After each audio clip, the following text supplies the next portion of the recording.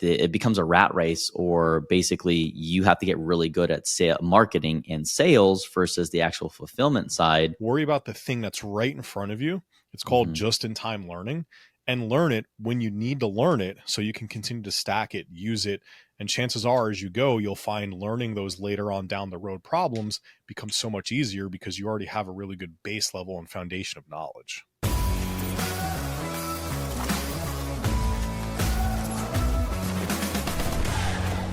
So a lot of coaches are really worried about how to build this 100K business. And I think they miss the boat because there are so many things that they need to consider that will absolutely crush their ability to build a business that's scalable, that's actually going to give them the income they want by chasing the end result. And so today we're actually going to have a very different conversation because this one isn't inherently tied to how to directly make your next dollar, but rather potentially how to create a general baseline understanding of what you need to do to be valuable to then be able to charge $1. So here's all the stuff that you should focus on before worrying about your first paying client. And if you haven't seen that episode yet, make sure you subscribe and go back and review that one, because it's really going to set a lot of the stage on what you should pay attention to when you're trying to prepare yourself for that first paying client. So all that to say, welcome to Beyond the Pump, where we talk about the business of fitness and nutrition. Steve, what you got going on today? How's life treating you? You know, just a day of getting things done. It's been you ever have those clients that you need them to just understand the thing, and no matter how you deliver the information, they're just not understanding it. You just got to pull out a picture book. Today's one of those days. Today's one of those days, but we're making headway. And quick backstory. Yeah. So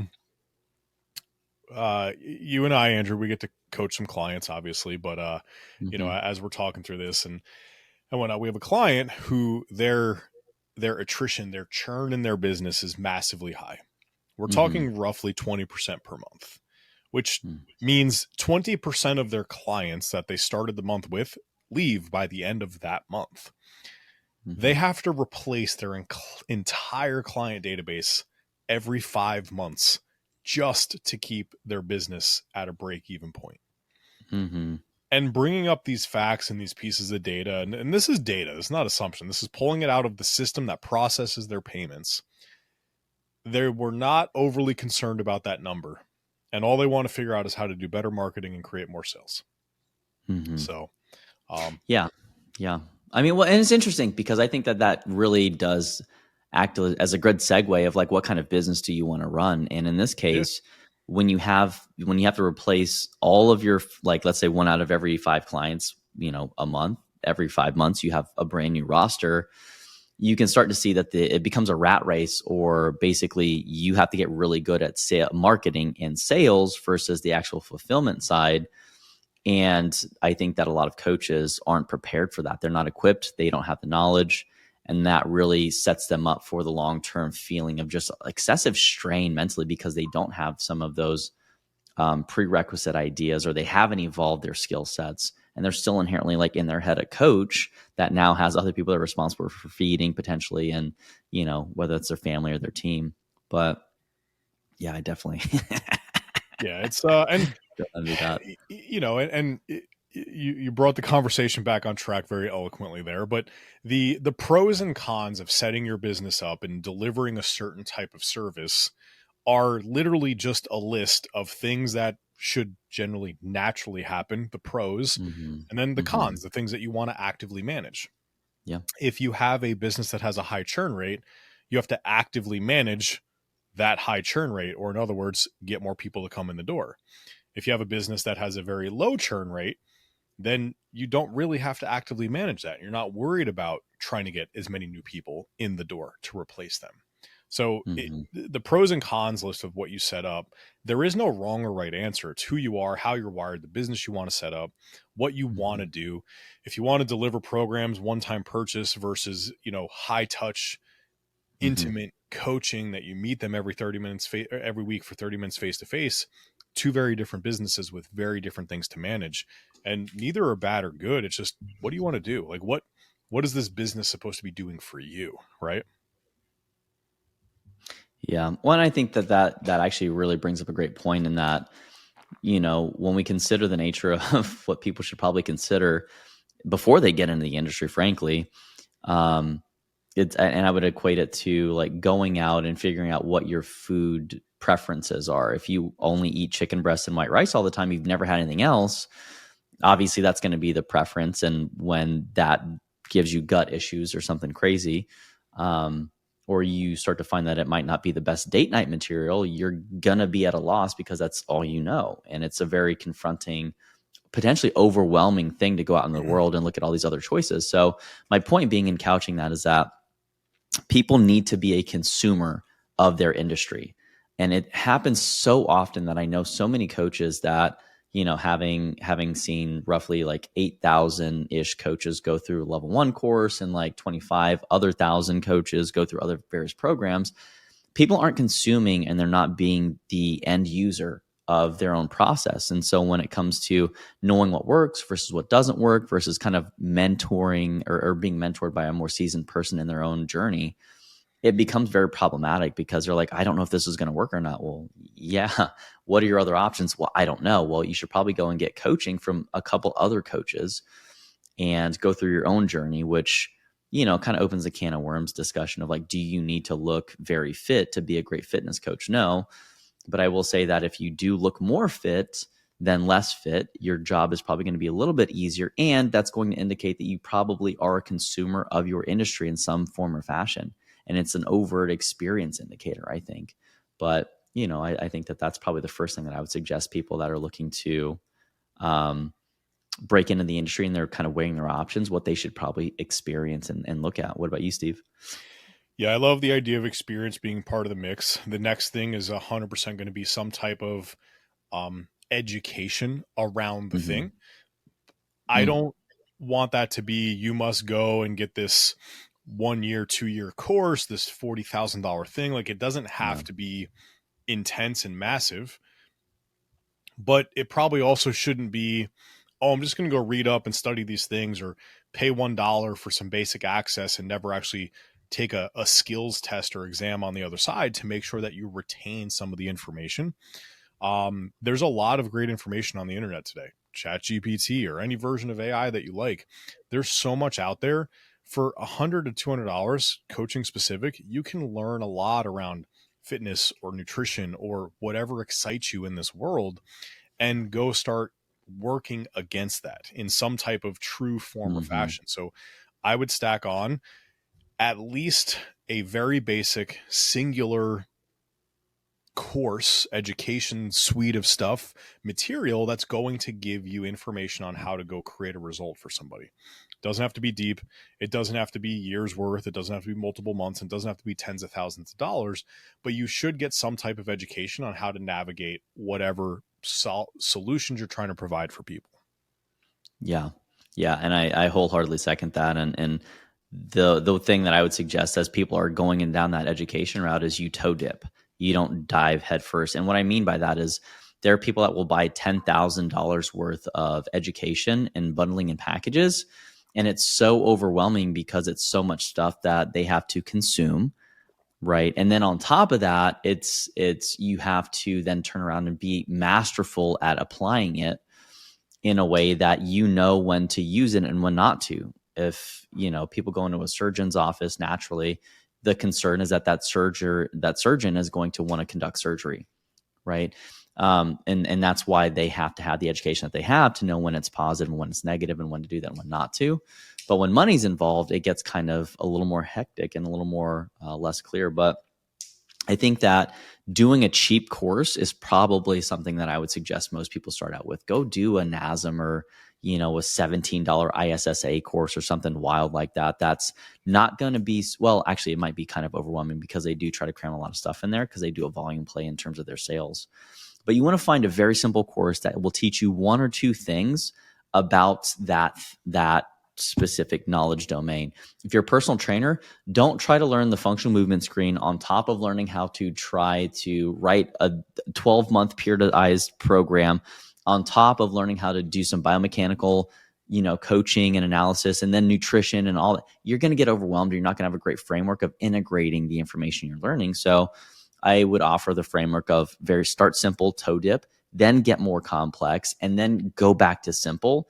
And we find that the majority of coaches that stick around in the industry for a very long period of time have that approach. They'll be like, oh, this is easy. And you should be reductionist about it, of like, oh, well, everyone has upper cross syndrome. And like, yeah, okay, you're going to find out that that's not the case, but it's going to make you confident because you're not interjecting and adding a whole bunch of crazy shit to the mix to where you're like, well, it might be Yonda, like there's so many different things. But point being, keep it simple, take the one tool, apply the tool repeatedly until it doesn't work anymore, and then go solve the next problem.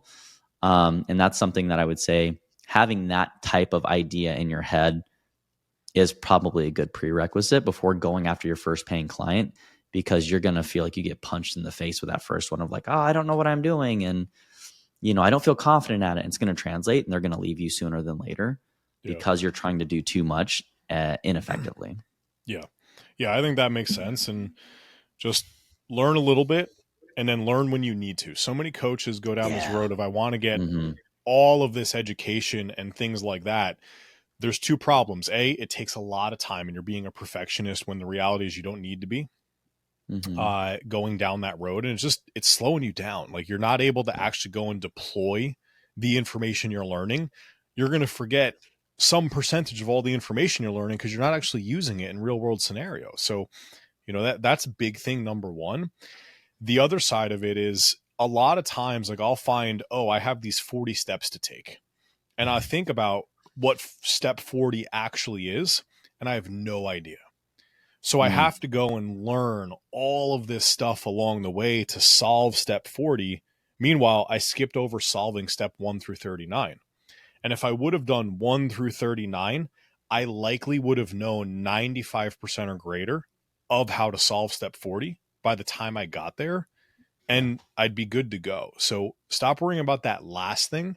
Worry about the thing that's right in front of you. It's called just-in-time learning, and learn it when you need to learn it so you can continue to stack it, use it. And chances are, as you go, you'll find learning those later on down the road problems becomes so much easier because you already have a really good base level and foundation of knowledge. Yeah. I think that definitely agreeing with laying out the letting the problem drive the learning versus learning proactively or prophylactically. And like, if I learn everything, then I'll never have a problem. Well, if you never have a problem, then you never really can have the opportunity to create a solution. But you are going to be significantly more focused on the things that you are trying to solve. And it's much more effective when there's stakes, like, and you have some skin in the game because there's another person actually involved. I know a lot of coaches that would never go out and actually coach anyone after the certification courses because they were like, well, I need to learn a little bit more about PCOS. I'm like, why would you need to go learn endocrinology and how to solve someone's hormonal issues when all they need is probably just some lifestyle intervention and management that's in your scope of practice?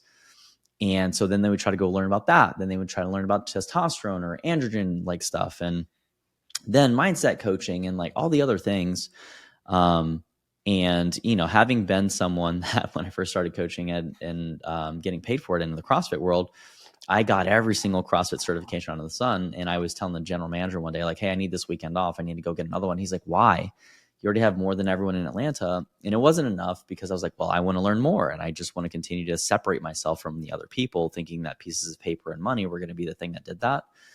And he's like, you don't need to do that. You need to go spend more time in the trenches. So Nick Geshe, wherever you are these days, I don't think you still run that CrossFit gym, but I'll say this, here 15 years later, you were right.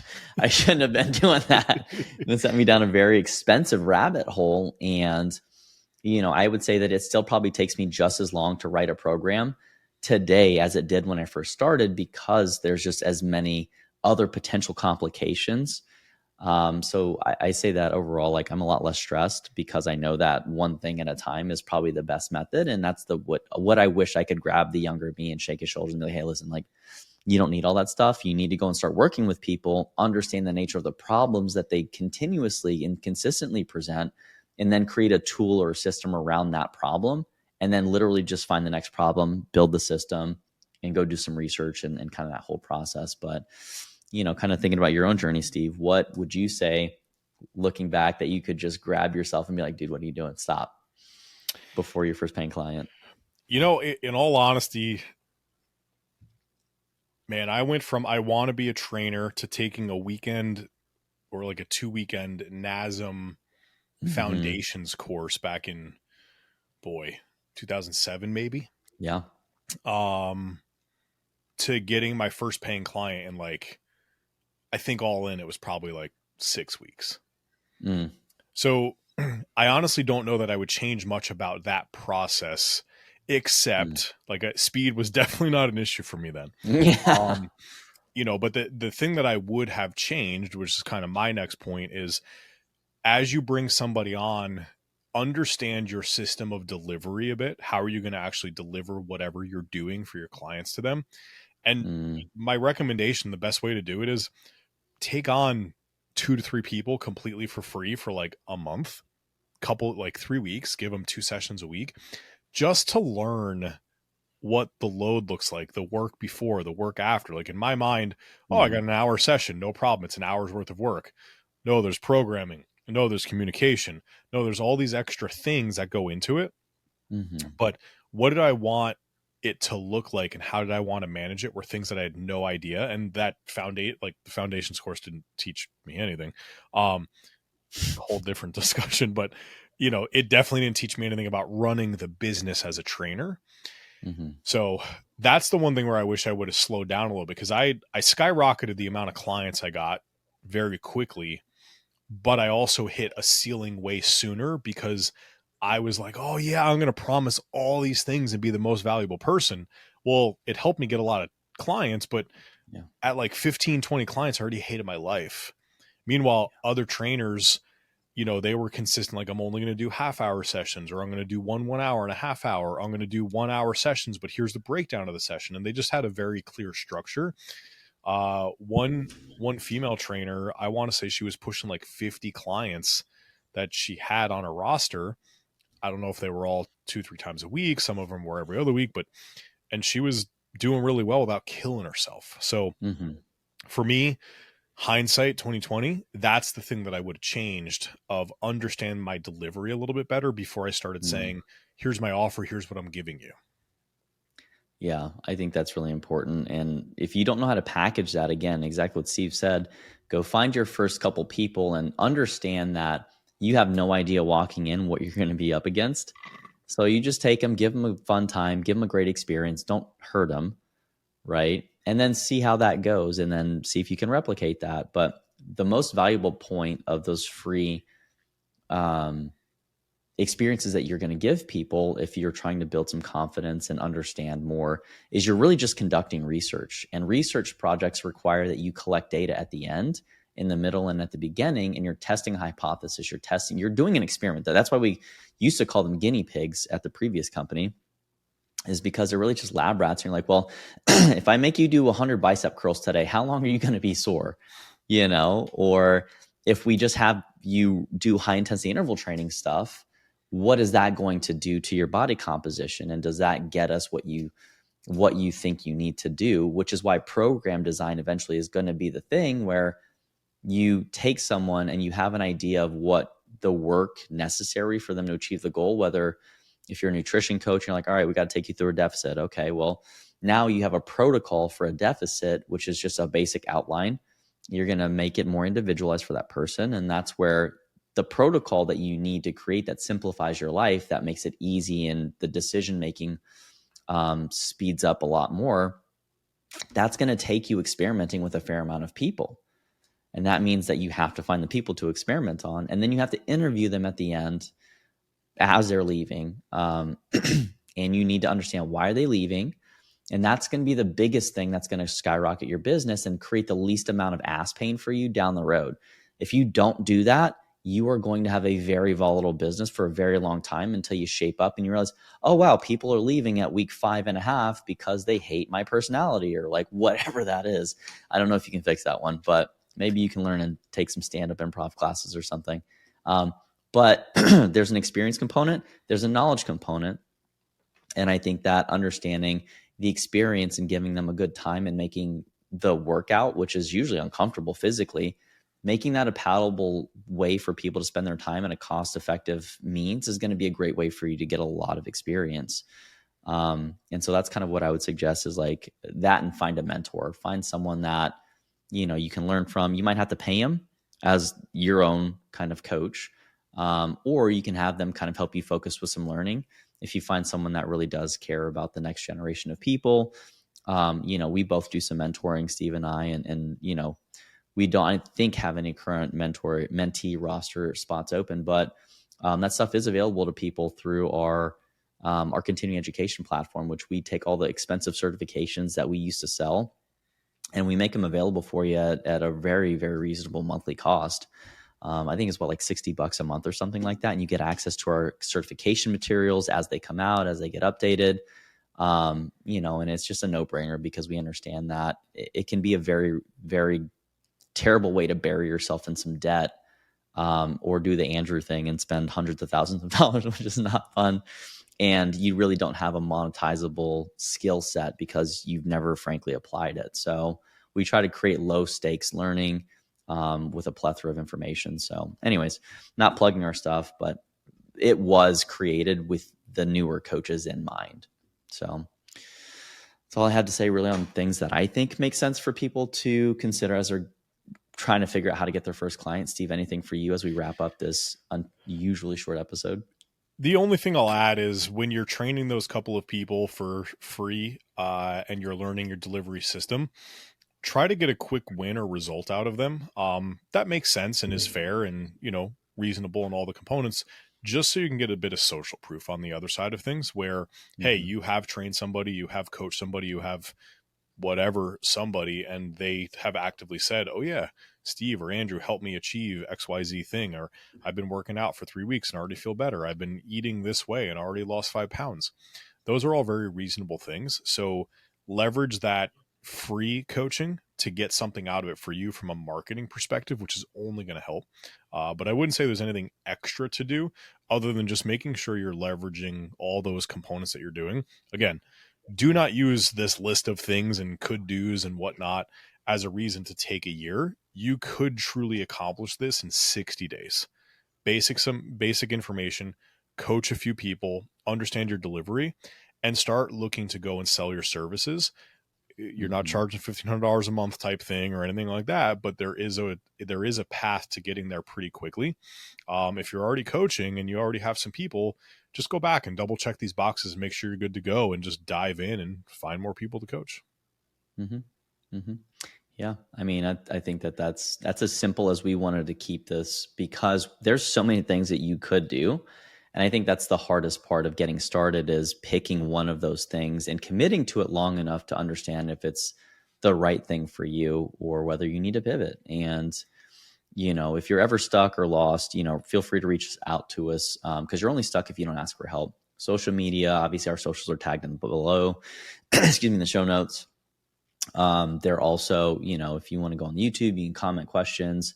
But at the end of the day, go ahead, and if you already haven't, please like this episode, share this with someone that is trying to do too much, and potentially even people that are considering starting their career as a health and wellness professional, whether that's a personal trainer, nutrition coach, health coach, someone in the adjacent community, you're an allied health professional, and you're like, well, hey, how do I take a more proactive approach?